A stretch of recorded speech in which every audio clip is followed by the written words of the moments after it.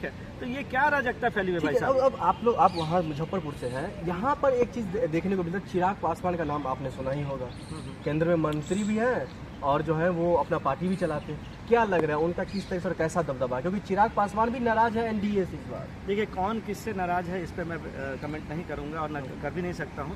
देखिए, चिराग पासवान जी से हमारा कोई सरोकार नहीं है, ना ही मुझे किसी और पार्टी से कोई हमारी पार्टी हमारी महागठबंधन, हम लोग अपने में व्यस्त हैं और हम लोग मिलकर चुनाव लड़ रहे हैं। ठीक है, कौन पार्टी क्या कर रही है, कौन जातिगत उन्माद फैला रहा है, कौन क्या कर रहा है, अभी हमें उस पर कोई कमेंट नहीं करना है। और जनता जो है इस बार जातिगत चीजों से ऊपर उठ के और डेवलपमेंट के लिए और बदलाव के लिए वोट करने जा रही है। आपको मैं उस पर कमेंट करने के लिए नहीं कह रहा हूँ या फिर आपको उस पर राय के लिए नहीं कह रहा हूँ, लेकिन चिराग पासवान एक युवा चेहरा है। आपने कहा आप भी एक युवा है, आप बिहार के बारे में सोच रहे हैं। चिराग पासवान भी भले ही दूसरे पार्टी से है, एनडीए से है, लेकिन वो भी लगातार बिहार के पक्ष में, बिहार की जनता के पक्ष में बात करते हुए अच्छा, एक बात और उनकी नाराजगी खुद अपने पार्टियों से भी दिखाई दे रही है। तो इसका क्या और कैसा असर पड़ेगा ये जनरली मुझे एक बात बताइए। चिराग पासवान जी ने एक स्लोगन मारा, बिहार फर्स्ट बिहारी फर्स्ट। चिराग पासवान जी पिछले 5-10 सालों से एक्टिव पॉलिटिक्स में है, सरकार में भी है। मुझे एक चीज बताइए कि उन्होंने युवाओं के लिए क्या किया है बिहार के लिए। मुझे एक बात बताइए, उन्होंने क्या पासवान जाति के लिए कुछ किया है क्या? चिराग पासवान हिमसेल्फ, चिराग पासवान, माननीय चिराग पासवान जी स्वर्गीय रामविलास पासवान जी के सुपुत्र हैं। ठीक है, उन्होंने क्या पासवान जाति के लिए कुछ अलग हटके करके दिखा है? वो युवा है ऑफ कोर्स, और हमें उनसे बहुत सारे एक्सपेक्टेशंस भी थे, लेकिन क्या जमीनी हकीकत आप बताइए। क्या आप खुद ही अपने आप से पूछिए कि चिराग पासवान जी ने कुछ युवा के लिए किसी के लिए कुछ किया है क्या?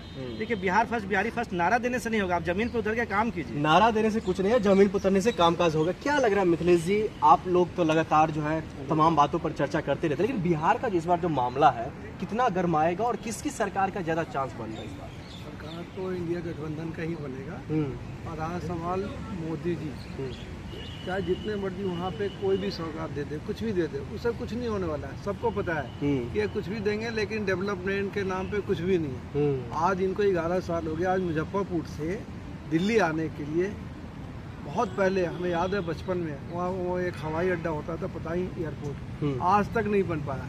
इन्होंने एक दरभंगा का एयरपोर्ट बनाया, वहाँ पे जाके उसकी हालत देखिए, इतना दयनीय है कि कोई भी फ्लाइट 2-3 घंटे लेट, और बैठने का तो कोई साधन नहीं। मोदी जी जाते हैं, हजारों करोड़ रुपए का सौगात देते हैं बिहार के नाम पर बिहारियों को, वो नहीं दिख रहा है। क्या दिया उन्होंने? केवल अनाउंस किया है ना, हकीकत में काम क्या किया है?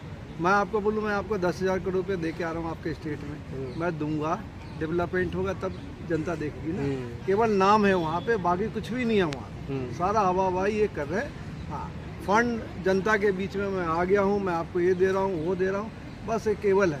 आप जाके देखिए वहाँ की हर, ये नहीं कि बिहार की बात है, जहाँ जहाँ इनकी सरकार है वहाँ जाके देखिए। इस बार बिहार में जो वोटर अधिकार यात्रा चला है, इसका कितना और किस तरीके से कैसा प्रभाव पड़ेगा? बहुत ज़्यादा प्रभाव पड़ेगा। जितने यूथ है, जितने युवा है हमारे देश के और बिहार के, राहुल जी से बहुत प्रभावित है। और इस बार तो आपने देखा होगा, जितने वहाँ पे बंदे थे बिहार के, जब उन्होंने यात्रा शुरू की है, सारे यूथ ही थे और यूथ ही इनके साथ है। ये जिसके साथ होगा वो जीतेगा ही जीतेगा। लेकिन इस बार नाराजगी भी अभी से दिख रही है। मुकेश सहनी साहब अभी से ही ढिंढोरा पीट रहे कई चैनलों पे बैठ करके, जो डिप्टी सीएम हमारे पार्टी से होंगे वीआईपी से। देखिए, महत्वाकांक्षा सबके पास होती है, कोई गलत बात नहीं है। और जहाँ तक बात है डिप्टी सीएम या सीएम में कुछ भी, ये हमारा महागठबंधन का निजी मामला है। महागठबंधन के बैनर तहत सब लोग बैठ के डिसाइड करेंगे। अभी प्रॉपर टाइम नहीं है इस पर डिस्कस करने का, और महागठबंधन की तरफ से इस पर प्रॉपर डिसीजन आ जाएगा।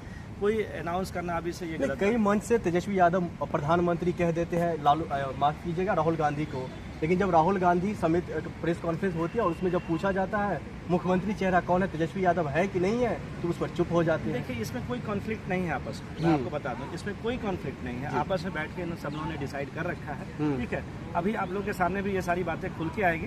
अभी चुनाव आने दीजिए, चुनाव होने दीजिए, सब बातें खुल के आ जाएंगी, क्योंकि सब लोगों ने कोई कन्फ्यूजन नहीं इन सब चीज़ों को लेकर। सारे पोस्ट हमारे जो भी हमारे कंसर्न पार्टीज है, सबके बीच में आपस में क्लियर। ठीक है, बहुत शुक्रिया बातचीत करने। Thank you.